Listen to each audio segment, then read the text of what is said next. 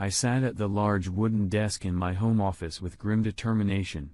After reviewing my checklist for 10th time and making sure my plans were properly prepared, I leaned back in my chair, closed my eyes, and thought back over the past 2 weeks. Our first email exchange had occurred 12 days ago when I was traveling to Memphis on business. My email was sent to a sexy woman with the nickname, Ashley. Ashley is a member of a popular world-renowned cheater site.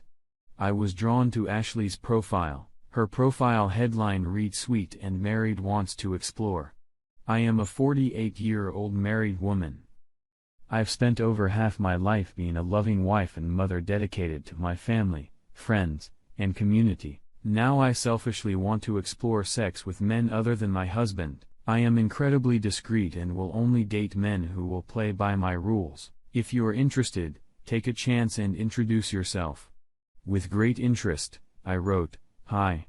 My name is Mike. I'm 39, married, and wanna stay married, well-educated, and have a professional career. I work as a senior project manager in the computer hardware industry, and I'm currently overseeing a project near you. I commute to Hartford every week and will continue this schedule until the project is completed in 18 months.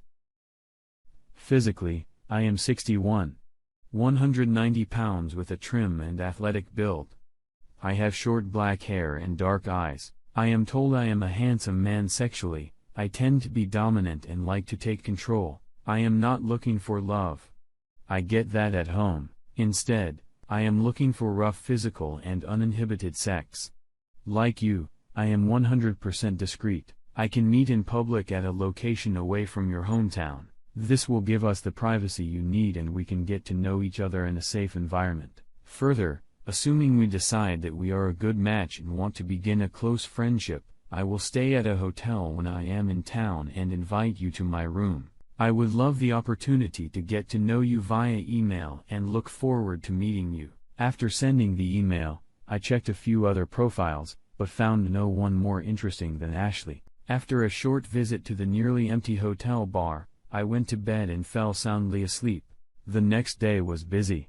My clients in Memphis had several technical meetings scheduled, and I was on the run until the early evening. I took 2 clients out to dinner at an upscale seafood restaurant. We were able to put the busy day behind us and enjoyed dinner. I grabbed a bourbon on the rocks as I walked through the hotel lobby and took the drink to my room. After changing into gym shorts and a t-shirt, I booted up my computer. A reply from Ashley had been sent through the website to my email. The letter read, "Hi, Mike. Thanks for introducing yourself. Your letter was much more informative than most of the ones I have received. Honestly, most right. Wanna get laid? Or something similar. Yours was refreshing. Thank you. More about me. I've been married to the same man for over 20 years. My husband works as an executive in the construction industry. He travels for business. And while he's away and only when he's traveling, I date. I'm a successful real estate agent. As usual in my industry, I have a chaotic schedule. With the right communication and planning, I can get dates during the day or early evening. I have been on this site for over a year and joined when my youngest child left for college. I admit that the combination of having an empty house, a husband who travels a lot, and a close divorced friend who brags about her many sexual exploits has given me a tendency to have affairs. I am attracted to you for several reasons.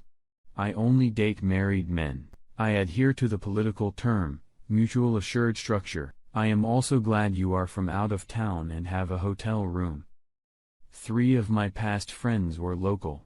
I was constantly worried that I would run into them when I was out walking with my husband. In fact, I saw one of my boyfriends after we broke up at our local airport when I was going on vacation with hubby. Thankfully, he didn't notice me. I'm also thrilled that you're 10 years younger than me. I've never been with a man 10 years younger than me. I've gotten thousands of emails on the site over the year. I've heard that women get many more than men. I've had online relationships with over 25 men and met 8 in real life over coffee. I've only had 6 affairs if you count the 3 one-night stands. The other 3 relationships lasted several months each, and they were all exciting in different ways. I have a few questions for you. Do you currently have any other women other than your wife? What do you dislike about online interactions with women? Is this your first romance? What do you look for in a partner? I want you to understand that we will need to get to know each other through the post. I won't jump into bed in a few days. I can also promise you that I am worth the effort. I'll look forward to further communication.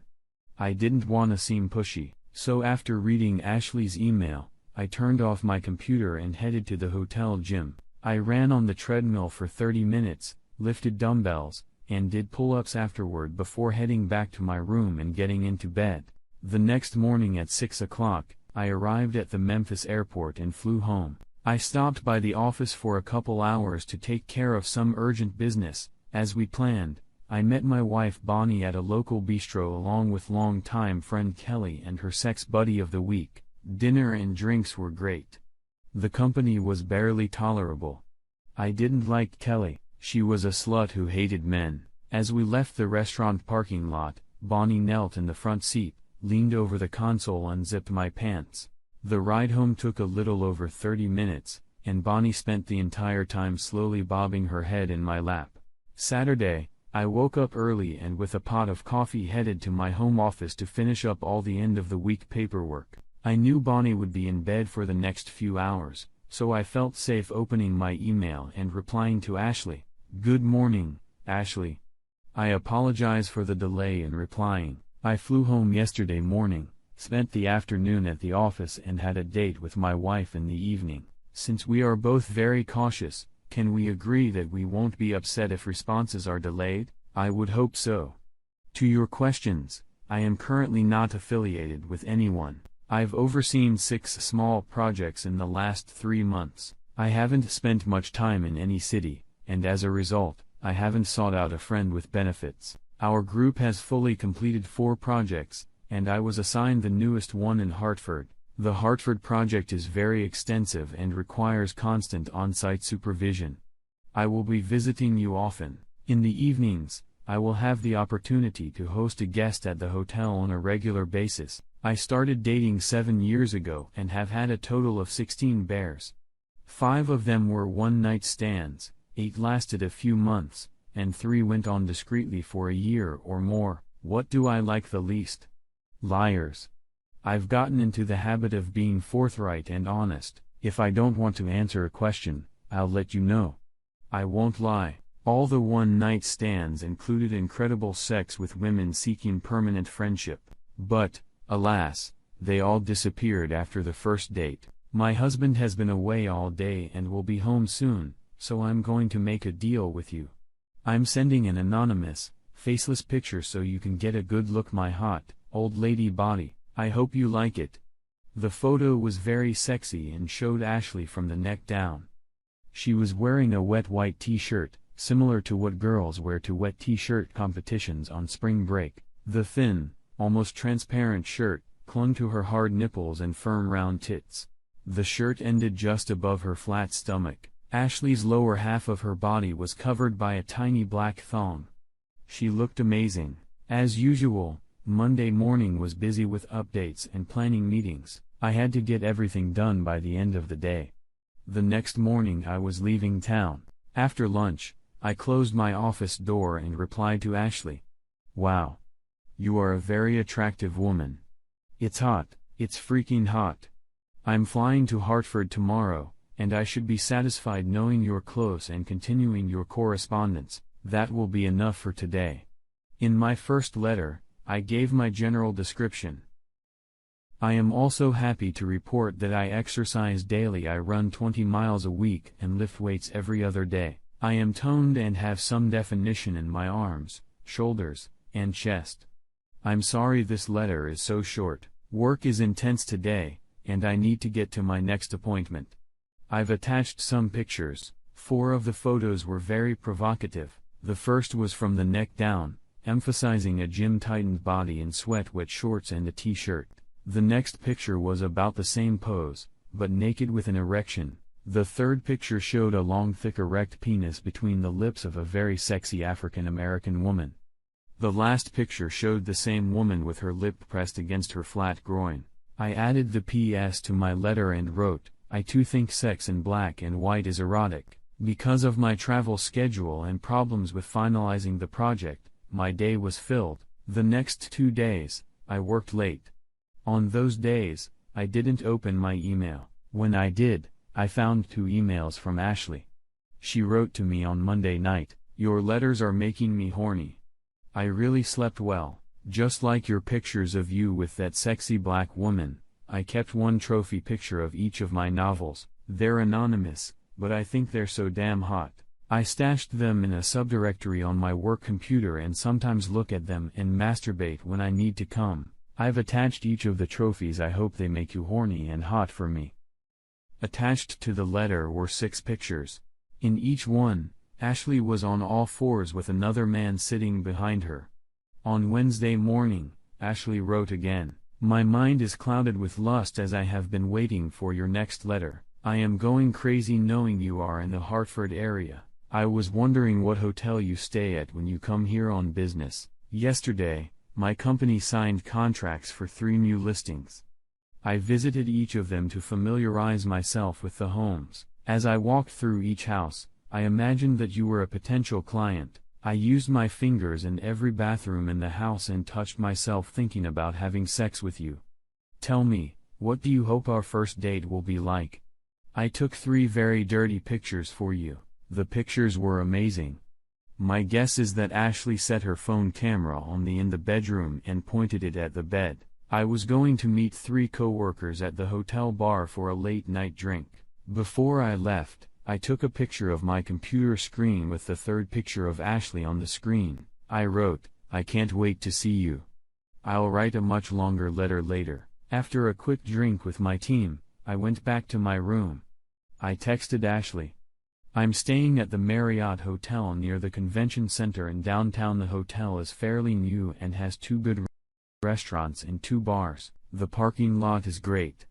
After 6 p.m., only guests in the lobby. The Marriott is not a hangout for locals, so it would be unusual for my partner to run into someone she knows. As a real estate agent, you can tell anyone you're meeting a client. However, if we decide to have an affair, I'll stay at any hotel you want. I can stay anywhere. Ashley, our emails have gotten very explicit. I'm glad you're excited, and I hope you're starting to think about getting together.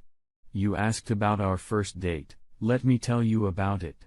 Our first date will be during a work day at a local coffee shop. You'll be professionally dressed for me with a button-up blouse that emphasizes your sexy breasts. I want your legs, pussy, and ass to be bare. As we sit together, we get to know each other better. In 30 minutes, we'll find out how truthful our letters were. We will also find out if there is a personal attraction. If our meeting and socializing goes as we both hope, we'll arrange to meet in my hotel room later that evening. After you give me a sex show, I will give you a key to my hotel room, and we will meet there later that evening. Ashley, I expect you to be my obedient plaything. If your husband is leaving next week, let's make an appointment." When is he leaving? While I was texting Ashley, she responded to my earlier picture and email. "You are such a sexy and exciting man. I can't wait for your next email." It was only 11 o'clock at night. I decided to leave the computer on. I expected Ashley to write again tonight. I walked around the hotel bar. Other than a few lonely businessmen, there was no one here. I ordered a bourbon for the room. By the time I got back, Ashley had responded with a short note. "Hubby is leaving on Monday. I'm so nervous, but I wanna meet up so badly.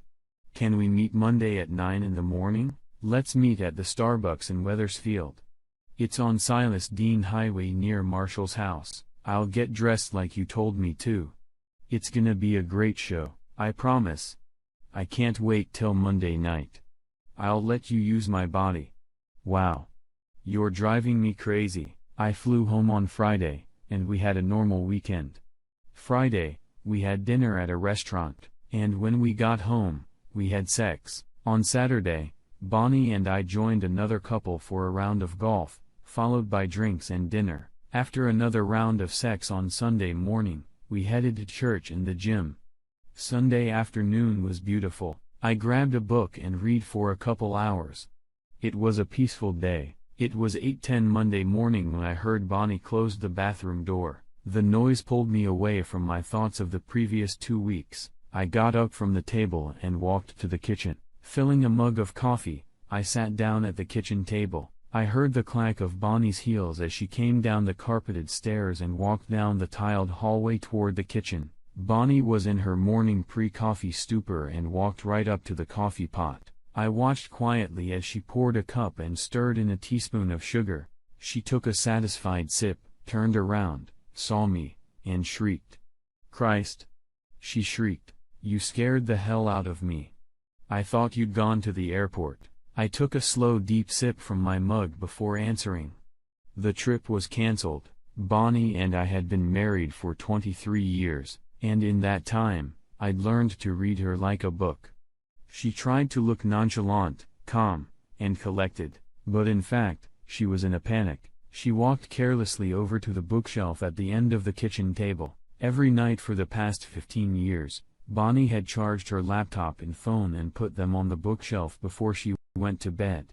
When she noticed the place was empty, she asked, "Chris, what did you do with my phone and laptop?" Instead of answering, I took another sip of coffee and asked, "Why aren't you wearing panties and a bra?"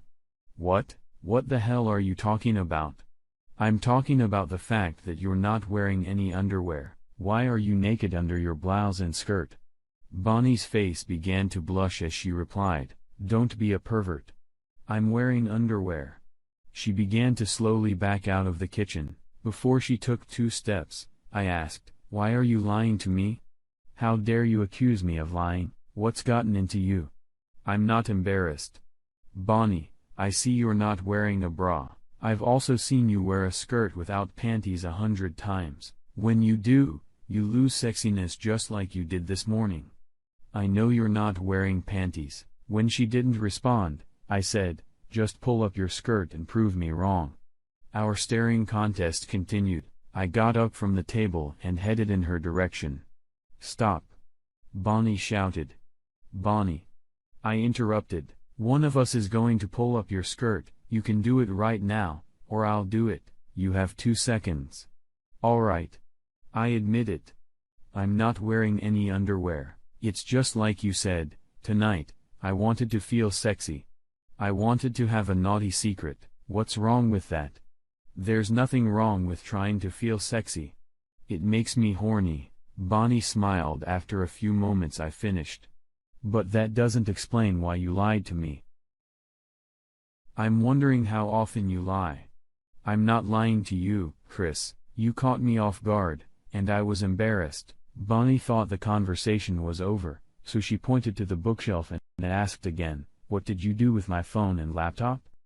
"I'd like to know where you're going this early in the morning. Where the hell do you think I'm headed?" "I'm going to the office." She seemed alert, returning to my seat. I took a sip of my rapidly cooling coffee and looked her in the eye and said, "Lying again." Bonnie reacted as if she'd been punched in the face, growling like a mama bear. She said, "How, you dare you? That's twice now. Twice in 5 minutes, you have lied to me." I wonder again if lying to me is a common occurrence. Where the hell is my laptop and my phone?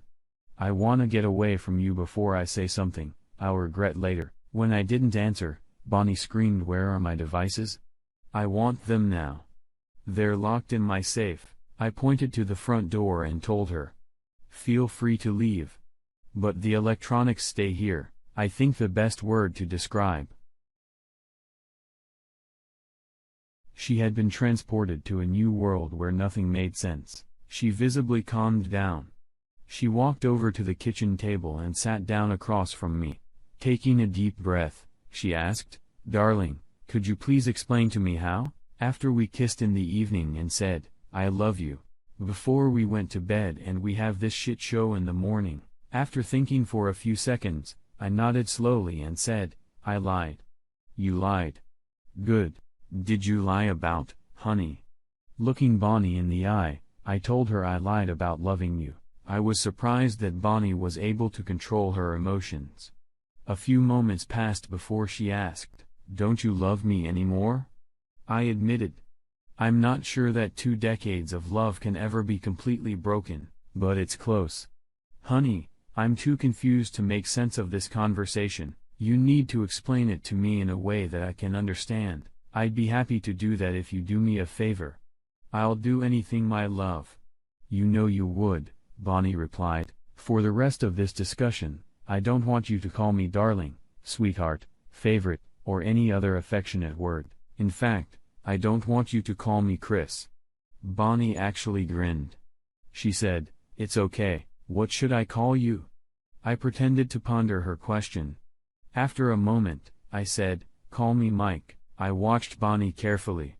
She must have been more confused than I thought because my obvious clue flew right past her. I continued. "I'm not going to call you Bonnie." Again, I pretended to think, watching a strange condescending smile spread across Bonnie's face. "Instead, I think I'm gonna name you Ashley." Her smile disappeared almost immediately. I continued, "Ashley and Mike, Mike and Ashley. That sounds like two lying, cheating, married assholes. Don't you agree?" Bonnie's face turned ghostly white, and a second later, she vomited her morning coffee and the remains of last night's dinner onto the table and onto her lap. Covering yourself in vomit seems fitting for a shitty slut. I suggest you take a shower. I'll be in my office if you want to continue this conversation. Chris, Bonnie's eyes were pleading, go take a shower and change out of your slutty clothes. You smell like a tramp. It was almost 90 minutes before Bonnie returned. She was wearing jeans, a shirt, and sneakers. She walked into my office and plopped into the chair across from my desk. She looked even worse after her shower. She smelled much better, however. Chris, you have to believe me. It was just internet sex. I swear. I've never had sex with anyone. It was just stupid online nonsense. You're lying. No. Don't say that. Since the day we got married, I've never touched anyone, but you. I've seen it. I've seen the pictures, all 6 of them, 6 different roosters, different shapes and sizes, different colors, 6 men's hands on the same world-class ass, a world-class asshole with the exact same big bean-shaped birthmark. It was you, Bonnie. Stop lying, just stop the damn lies. Bonnie bent in half and shook, crying into the palm of my hand. I let her cry until she stopped. She was about to say something, but I held up both hands to stop her. Now it was my turn to speak. I pulled out a desk drawer and pulled out small stack of papers and held it across Bonnie's desk. What's this? She asked. It's my divorce petition. No. Bonnie screamed. I don't want a divorce. Bill Murphy is filing the petition today. If you don't go into his office and officially sign a copy of the petition, you'll be served by the end of the week. What don't you understand? Don't want divorce. I took all the money from our vacation fund. I told Bonnie, I used the money as a down payment on a condo in downtown West Hartford. It has 2 bedrooms, so the girls will be able to visit me during college vacations. How are you gonna explain to the girls that you're ruining our happy family? It's easy, Bonnie. I'm going to tell them that their mother has been a lying, cheating wench with at least 6 men in the last 2 years. You have to understand, Bonnie pleaded. The kids are grown and living on their own. You're always on the road. I was bored. I needed some excitement. It was just sex. It didn't mean anything. Let me try to understand. So it's the kids' fault and my fault that you became an online prostitute. I didn't say that. She shouted. Please stop calling me those horrible names. I laughed at the last comment and reminded Bonnie. You texted Mike that you wanted to be a prostitute. Those are your words, Bonnie. You said. Bonnie asked, how did you know? I was so careful. You were careful, and you never let me know that you hated me so much. Bonnie almost jumped up from her chair, but leaned back and cried when I brushed her off. You were careful, but your last sex buddy wasn't. His real name was Paul Kaplan. His wife thought he was cheating. She hired a private investigator who discovered your affair. She sent me a copy of the report.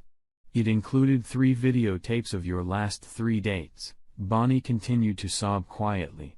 I want you to know that I was able to identify 4 of the other 5 cheating buddies using saved emails. All of them are married. I'll give their wives proof of their husband's connection to you, including your name and contact info. After a few moments I finished, I'll be calling the girls, our parents, and siblings soon. I won't go into details, but I will tell everyone that I'm divorced you because of infidelity. I'm not going to be the bad guy in this mess. 5 months later, it was late Friday night. I had just landed at the airport and was heading toward my new home. Since I hadn't had dinner, I stopped at a fancy new restaurant in downtown West Hartford. I sat at the bar. My plate was cleared, and the bill was paid. I was enjoying the last sips of Merlot when I felt a hand on my shoulder. The woman said, "I wanted to apologize to you, but I didn't know how you would take it." Recognizing the voice, I turned around and saw Kelly, Bonnie's slutty man-hating friend. "Why do you have to apologize to me?" Kelly sat down next to me, sighed, and told me I think my sexual stories may have influenced Bonnie and contributed to her cheating. "Your stories?" I laughed. "You're probably right, Kelly. But it was Bonnie who created a complicated online life. Our breakup is her fault. I accept your apology, but it's not necessary. She's a mess. I'm worried about her. A lot of people are worried. I know from the girls and her father that she is seeing a therapist and trying to improve her life. I hope that continues." "Chris? I have to ask. Is there any hope? Any small hope that you can call off the divorce and try again? Bonnie loves you so much." At that moment, I felt a hand on my shoulder again. Someone leaned over and said, "Are you replacing me already?" I turned around and smiled at Jana, kissing her gently on the lips. I nodded toward Kelly and said, "I'd like you to meet my old friend, Kelly McGregor." "Kelly, I'd like you to meet Jana Flynn." After the 2 women shook hands, I stood up, took Jana's hand and said, "It's time to go." I smiled and said good night to Kelly. And Jana said, "There's no hope, Kelly. He's mine. I'm not going to let him go."